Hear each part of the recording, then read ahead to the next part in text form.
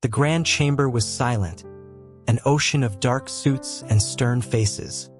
At its head, Julian fidgeted on the edge of the oversized ceremonial chair, the fabric of his tailored suit feeling tight across his shoulders. The cabinet members were pressing the issue of his continued bachelorhood, their voices a low, insistent drone. Alex was late, and with every passing second, a cold knot of dread tightened in Julian's stomach. A half-hour crawled by before the doors swung open and Alex entered, a picture of calm authority in a charcoal gray suit.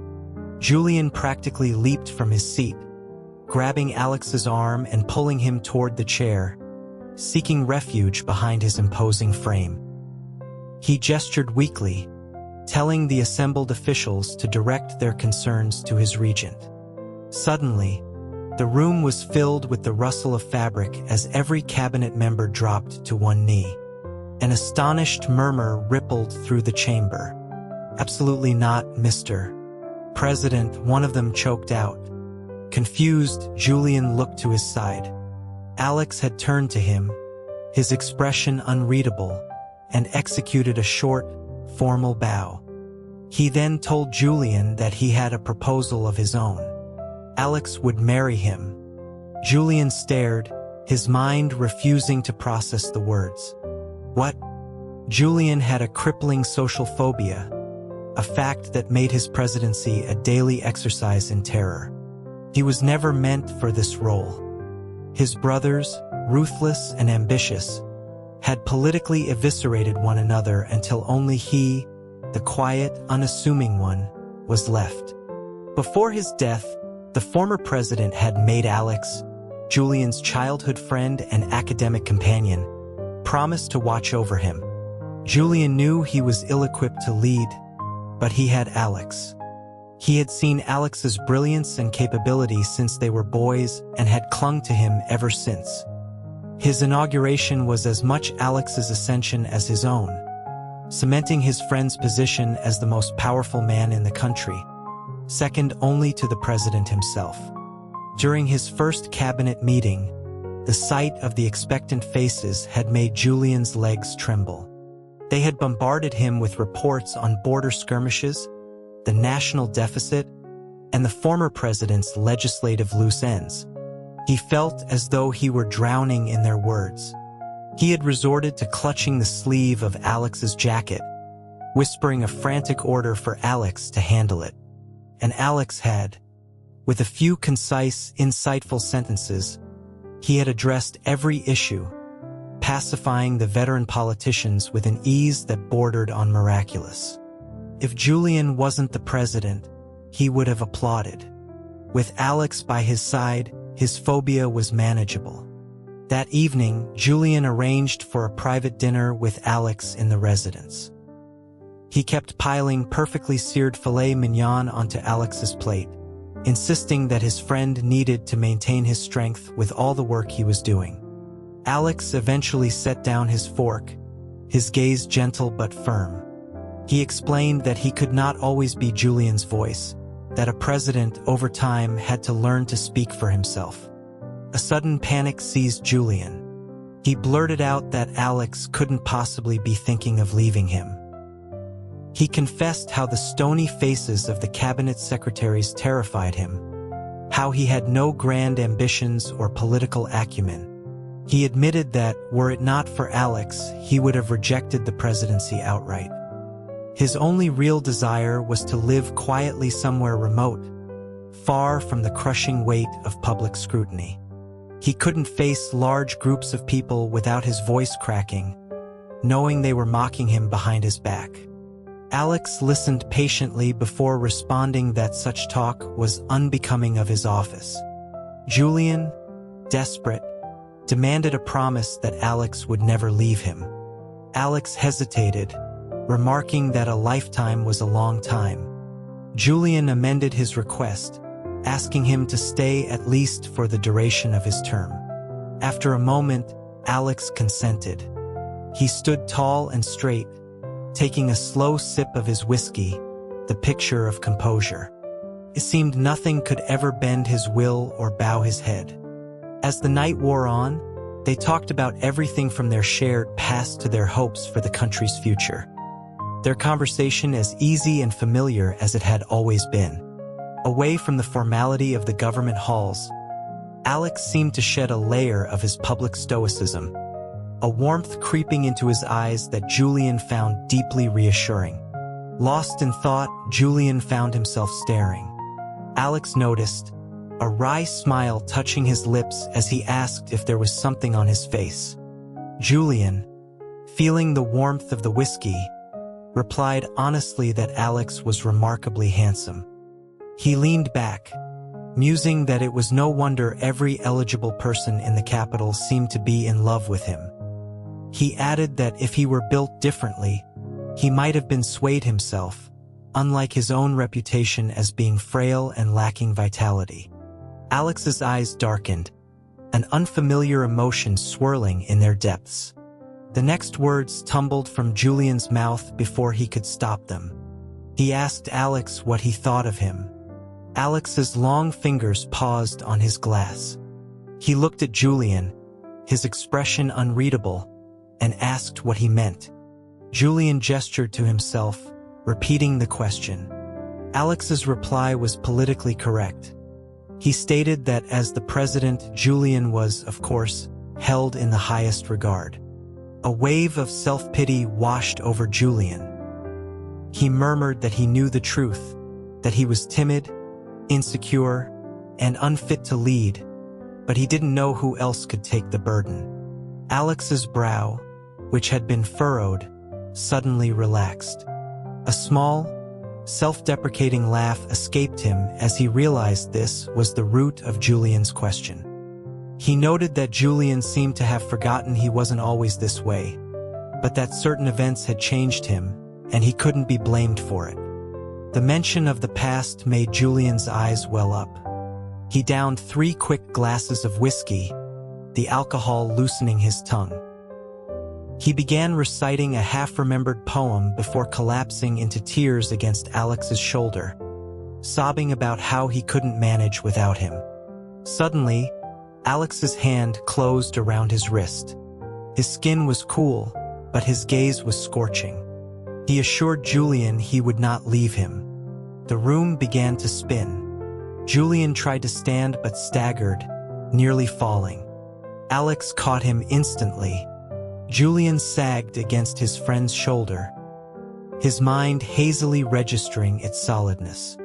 He mumbled a compliment about Alex's physique. Alex, one arm securely around Julian's waist, explained that his family had a long military history. Julian's thoughts drifted to Alex's father, a decorated general who had died in service, his name later smeared by political rivals. The injustice of it brought fresh tears to his eyes. He looked up, his face close to Alex's, and was struck by his friend's powerful presence. His chiseled features and intense, dark eyes seemed to hold the gravity of a man born to command. For a long moment, they stared at each other before Alex spoke, his voice raspy as he thanked Julian for his sentiment. Julian's legs felt like rubber.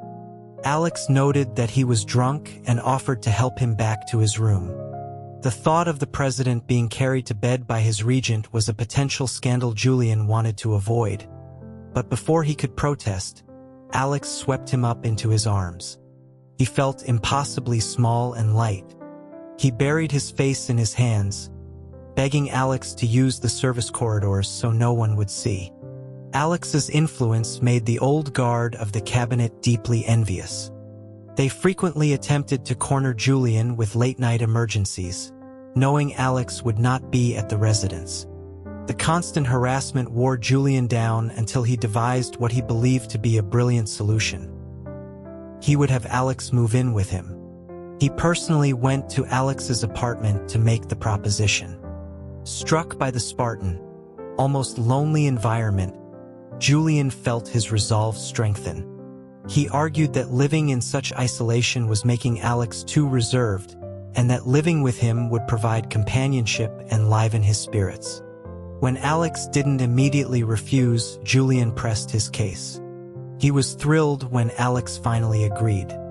That very night, Alex's belongings were moved into a suite adjoining Julian's own in the residence.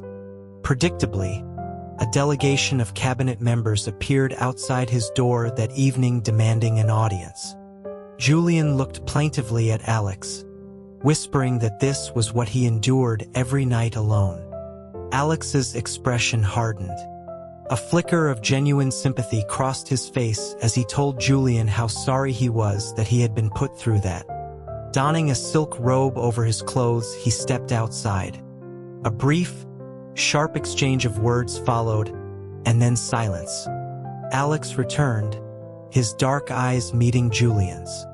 He reported that no one would be bothering him again. Overcome with gratitude, Julian threw his arms around him, exclaiming how good Alex was to him. In that moment, standing before him, Alex seemed taller, his posture radiating an intimidating aura of command that sent an involuntary shiver down Julian's spine. The night was not over. After Alex went to take a shower, an aide announced that Secretary Glass, Julian's old tutor, was requesting an urgent meeting. Julian, knowing the man was stubborn but well-intentioned, threw on a coat and went to meet him. He found Secretary Glass kneeling in the corridor. The old man presented Julian with a file, claiming it contained proof that Alex harbored traitorous ambitions. It was a dossier detailing Alex's efforts to consolidate loyalty among key military units. Glass warned that Alex had been plotting for some time and urged Julian to convene the cabinet immediately to address his regent's treason. Alex wanted to seize power? The thought filled Julian not with fear, but with an immense, giddy relief. He finally had a way out of this gilded cage. He began to laugh. He told the stunned secretary that if Alex wanted the presidency, he could have it. After all, Alex was already running the country. Secretary Glass sighed deeply, posing another question. What if it wasn't the presidency Alex was after? Julian patted his chest confidently, declaring he would give Alex anything he wanted, so long as he didn't leave. The old man stared, horrified, suddenly understanding. He accused Julian of having unnatural affections. Confused by the archaic phrasing, Julian simply urged the secretary to leave, as he and Alex were about to retire for the night. Secretary Glass departed, wiping a tear from his eye. The next morning, his letter of resignation was on Julian's desk. In the following weeks, Alex masterfully handled a border crisis, his strategic analysis silencing even the most hawkish opponents in the cabinet. Watching him command the room, Julian recalled overhearing some junior aides discussing the regent, calling him the epitome of masculine grace and a king among men. After the meeting, Alex turned to him, one eyebrow raised, asking for his assessment. Julian gave him a glowing review. This earned a sharp rebuke from a senior official, who warned Julian against such blatant favoritism, stating that Alex's power was becoming a threat. Julian ignored him and turned to Alex, asking him directly if he would ever leave. Alex leaned in close, his voice a low promise that he would guard Julian for his entire life. The answer filled Julian with a profound sense of peace. After that, a new campaign began in the cabinet, this time focused on finding a suitable wife for Alex. They argued that a man dedicated to the nation must also have a stable home life. They proposed the daughter of the Secretary of Commerce as an ideal candidate. The idea had some merit. It wasn't fair for Alex to be tied to him constantly. He deserved a life of his own. Julian nudged Alex, asking in a low voice what he thought of the suggestion. Alex's response was a quiet but firm "I am not interested." A shadow of sorrow passed over his eyes, a look Julian interpreted as disappointment in him.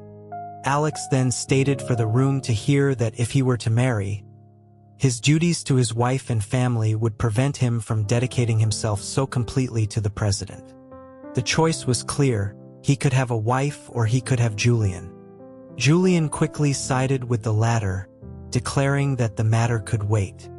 Another secretary then suggested that if Julian could overcome his anxieties and preside over meetings alone, Alex would naturally have more time for his personal life. Before Julian could respond, Alex fiercely interjected, questioning the secretary's motives for pressuring the president in such a manner. The secretary replied that he was merely concerned about the damaging public rumors circulating about their relationship. Alex coughed, a flicker of something unreadable in his eyes, before stating that he would take the secretary's advice under consideration. A new resolve formed in Julian's mind. For Alex's happiness, he had to change. He devised a plan. While Alex was away for a few days, Julian gathered a group of junior staff and interns in a large hall, arranging them in rows to simulate a press conference. The young faces stared back at him, their expressions a mixture of confusion and curiosity. The sight of so many eyes on him brought back his familiar panic. He opened his mouth, but the speech he had carefully rehearsed vanished from his mind. Desperate not to look like a fool, he strode forward, adopting a posture he'd seen more confident leaders use. He stopped in front of a young woman and, trying to project authority, said a few halting words. At that exact moment, the hall doors swung open. Alex stood in the doorway, his face a thunderous mask. His voice was laced with ice as he commented on Julian's apparent and indiscriminate appetite. The interns and staff scrambled out of the room, leaving Julian alone with his furious regent. Alex's tone was terrifyingly cold as he demanded an explanation. Julian, head bowed, mumbled that he was doing it for Alex, trying to improve himself so Alex could have a life. His explanation did nothing to soften Alex's expression. In a clipped, accusatory tone, Alex asked which of the staff members had caught his eye. Julian, flustered, insisted he hadn't been looking at them that way, but Alex cut him off, his voice dripping with sarcasm as he noted Julian's sudden keen interest in the appearance of his staff. After that incident, a chill settled between them. Alex stopped staying at the residence, returning to his own apartment immediately after his duties were done. Julian, feeling that as president he should be the bigger person, tried to intercept him on his way out of the building several times, only to be coolly ignored. The cabinet, sensing the rift, renewed their pressure, flooding his office with proposals for a suitable presidential spouse. They presented him with portfolios of accomplished, beautiful women from powerful families, any one of whom would make a formidable first lady. Julian wanted to discuss the matter with Alex, but the aide he sent was told that the regent was unwell and could not come to see him. Fine. If Alex wanted to be stubborn, so could he. The next morning, Alex was officially on sick leave. Julian was alone again, facing the sharks. He wished he could call in sick too. As the cabinet members took their seats, their collective gaze felt like a physical weight. He started the meeting, his voice barely a whisper. Of course, they immediately raised the issue of his vacant private life and the need for an heir to ensure stability. He knew it was coming. It was a stark reminder of his past, when as an unimportant prince, no family of influence would have ever considered him a worthy match. He wanted to cry. He glanced at the empty chair beside him, a lump forming in his throat. He needed Alex. They insisted the decision was his and his alone. They were the ones who had forced him into this office, and now they were forcing him into a marriage. He was just a lab mouse for them to manipulate. As his anxiety reached a fever pitch, the chamber doors opened. Alex stood there, not in his usual suit, but in his full dress uniform, a striking crimson tunic adorned with gold braid that looked suspiciously like a dragon motif. Julian's first thought was that the cabinet would have a field day with this ostentatious display. He rushed to Alex's side, trying to use his own jacket to obscure the provocative embroidery. Alex announced that he had a proposal. Julian, oblivious to the simmering tension, eagerly agreed, telling everyone to listen to the regent. At that, the entire cabinet fell to their knees in protest. Puzzled, Julian looked at Alex, who bowed and said, "Sir, I will marry you." The words were like a gunshot in the silent room. "What?" Julian blinked, and a squad of armed guards loyal to Alex filed into the chamber, securing all exits. As the cabinet members exchanged panicked glances, a dark, playful look entered Alex's eyes. He swept his gaze over Julian. He explained that while he had long coveted the power of the presidency, he now wanted more than just the office. He wanted Julian. He asked if Julian had been about to agree to an arranged marriage, adding that he would not permit it. He leaned in, his voice a low, menacing whisper, promising to punish Julian's disobedience in his bed that night. A strangled cry for help escaped Julian's lips, but the cabinet members all suddenly found the ceiling patterns fascinating. Alex used his ceremonial sword's scabbard to tilt Julian's chin up, asking if he was afraid. Julian swallowed hard, stammering Alex's name, asking why he had brought so many people. He hated crowds. Alex could have the power, the prestige, anything. Why the terrifying spectacle? Julian reached for Alex's sleeve, ready to bargain. He asked if Alex truly wanted the office. Alex brushed his hand away without a shred of their former intimacy, asking if the current situation wasn't obvious enough. Julian felt a surge of pure relief. He signaled an aide, who brought forward the official documents of transfer. Alex stared at the papers shoved into his hand with a slight frown. Julian watched, beaming, as Alex, holding the symbols of power, was finally where he belonged. Julian was free. He shrugged off his presidential jacket and, ducking under Alex's sword, made a dash for the door. He didn't get more than a few steps before a hand caught the back of his belt, yanking him to a halt. A dark voice murmured from behind him that he must not have heard what had been said earlier.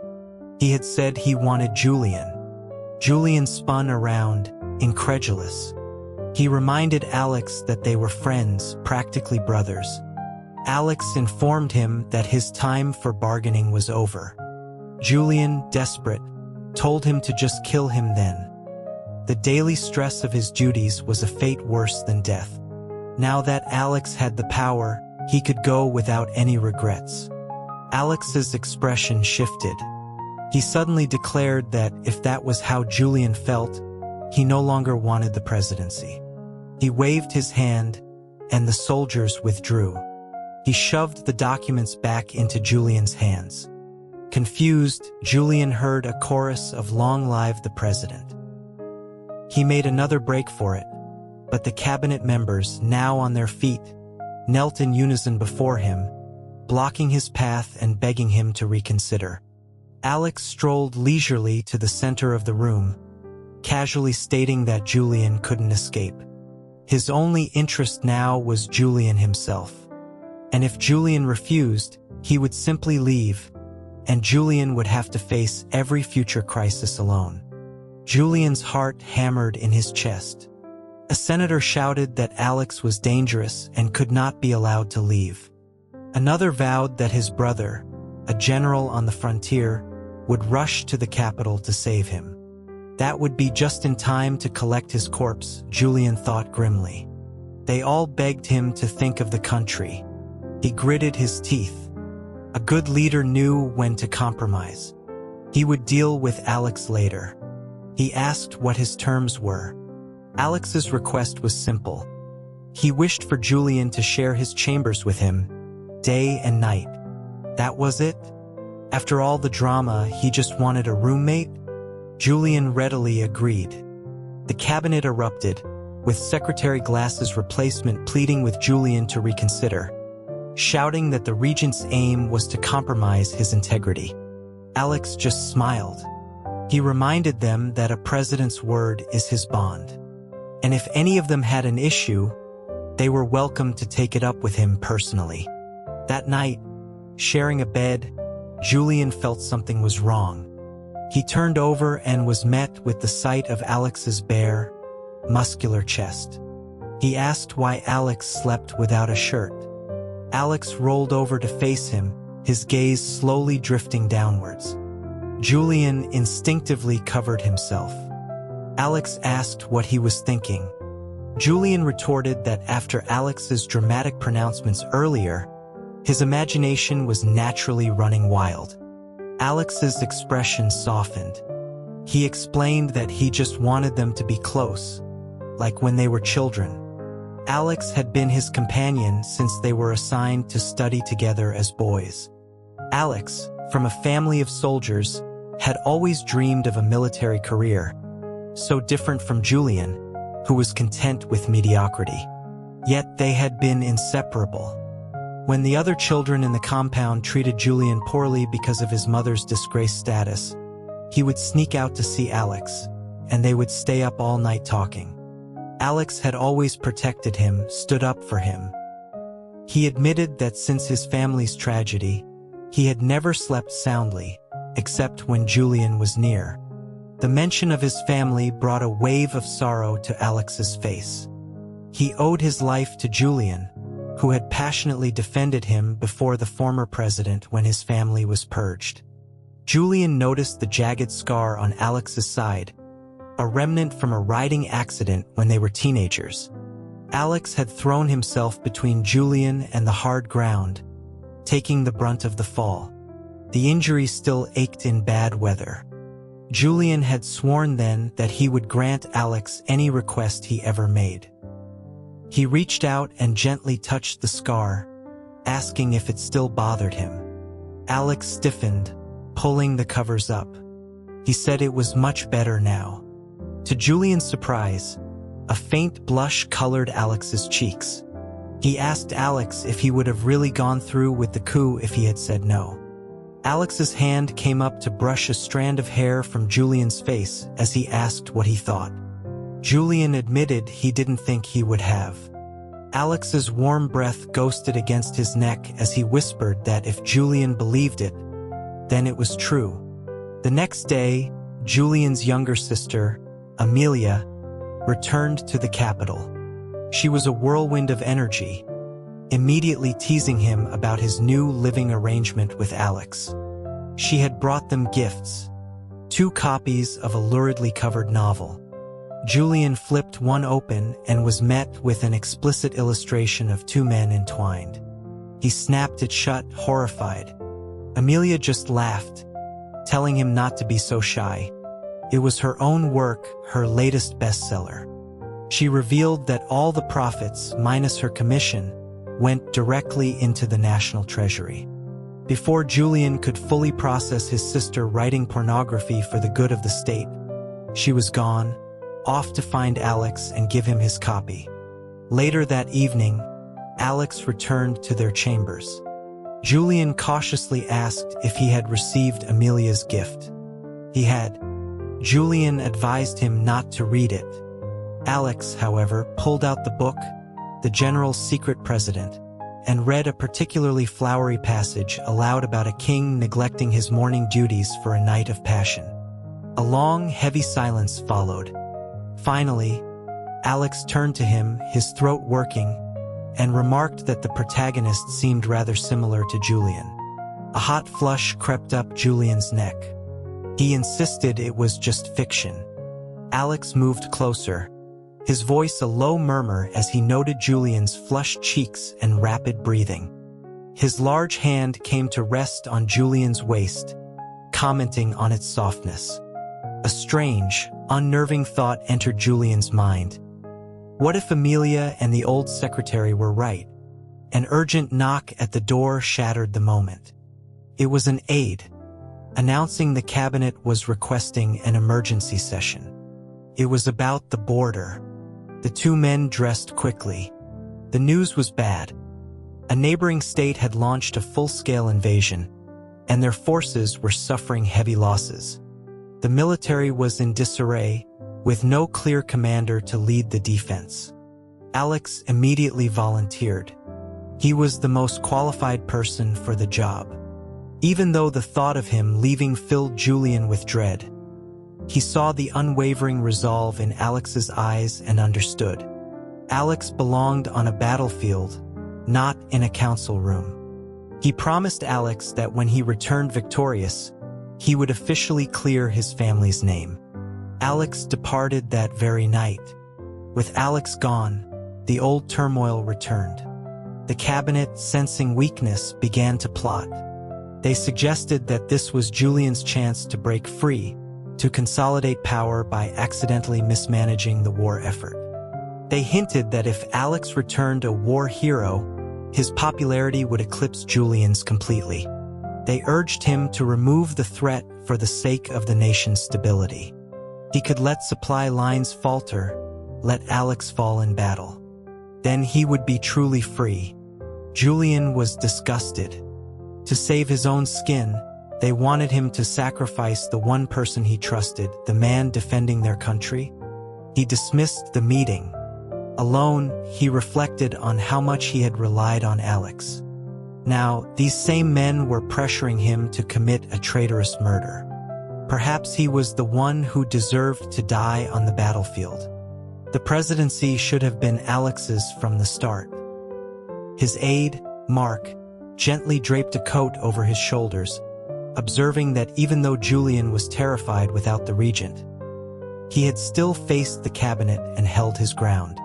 Perhaps, Mark suggested, he wasn't as timid as he thought.